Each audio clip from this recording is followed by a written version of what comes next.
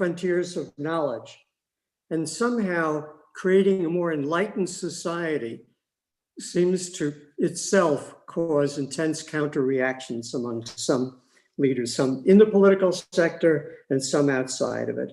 So make no mistake about it, these are enormous challenges, and it causes us correctly as educational leaders, as scholars, and as human beings to reflect upon what is our personal mission? What are our institutional missions? How much further can we press upon our limited resources to achieve so much more, so we fight back the closing of the curtain on an enlightened population and these hands of goodwill that cross national frontiers so willingly, so joyfully, to seek a common good can be built upon. And so I commend you all for the wonderful work that the STAR Network is performing.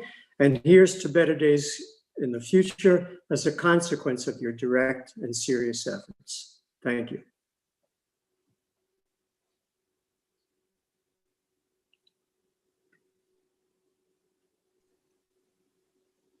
Professor Hammond. Thank you, Utam. Both at the board meeting we had a few months ago and at this conference, I am so impressed by all the individuals that I have heard from that I feel really that I don't have very much to say. I gave a talk a couple of days ago at one of the panels and said everything is on my mind. And actually, Dr. Sutton has said very eloquently a lot of what is on my mind right now.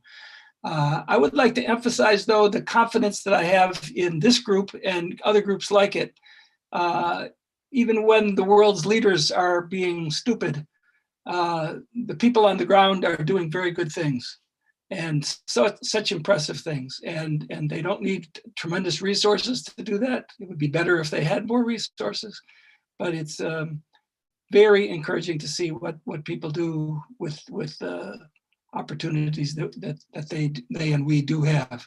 So I would just like to encourage everybody to continue with this kind of work.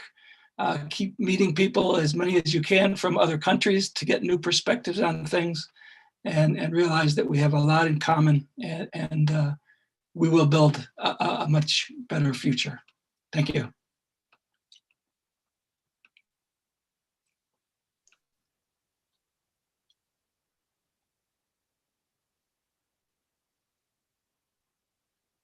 Next is Professor Valu.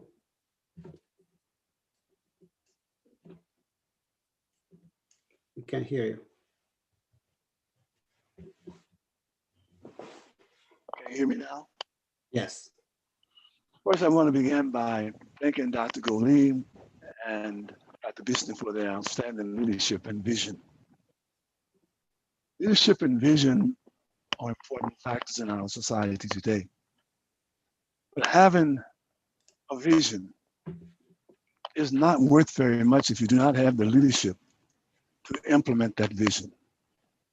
I think the Star Scholars Network has demonstrated in no uncertain terms that they have the ability to exercise a vision.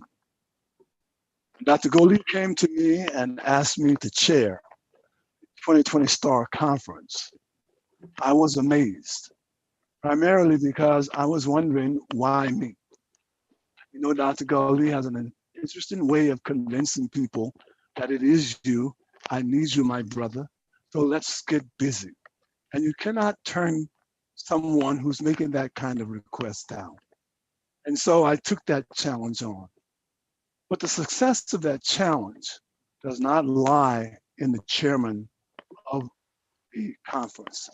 It actually lies in the conference committee members. And I want to, at this time, publicly acknowledge all of the outstanding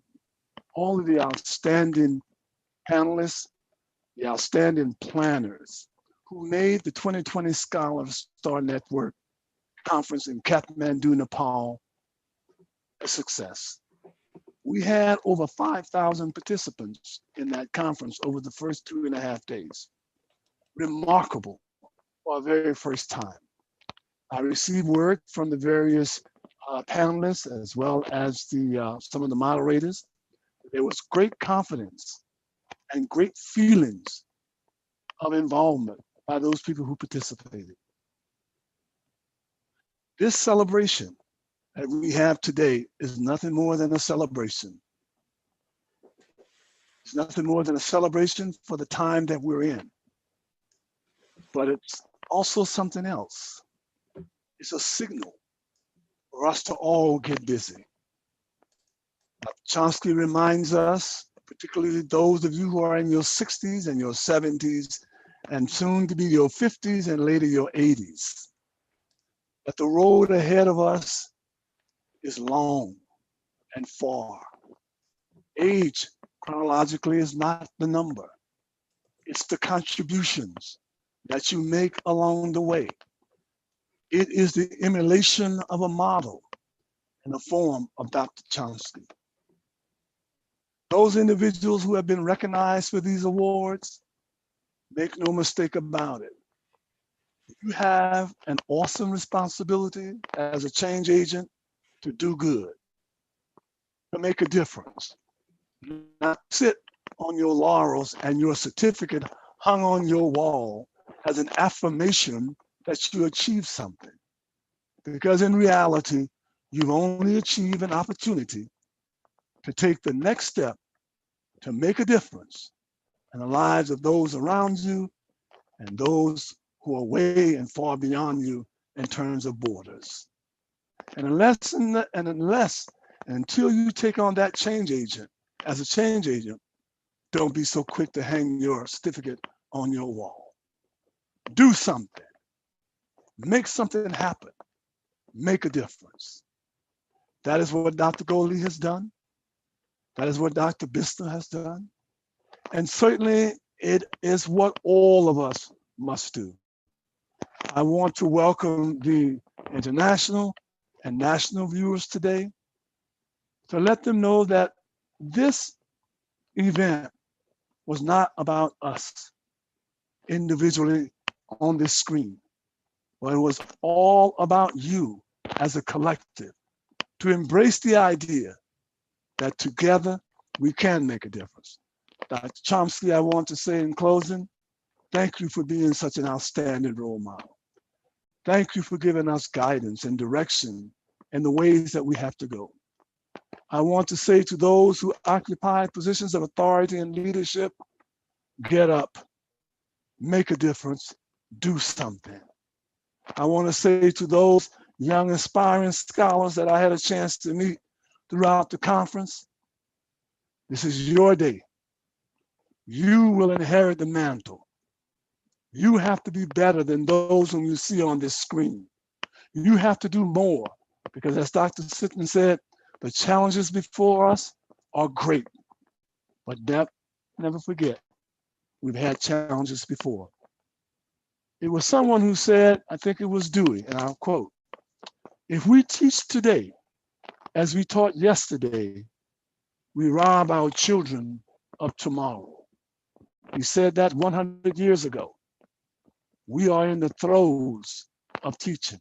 Let us all make sure that the leadership and the direction that's necessary for the 21st century and beyond is ours to carry and ours to unfold and ours to show that together we can make a difference.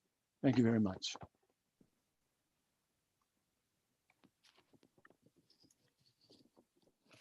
Thank you so much. My name is Darla Deerdorf, and I'm very honored and pleased to be here with you today. First, let me wish Professor Chomsky a very happy birthday.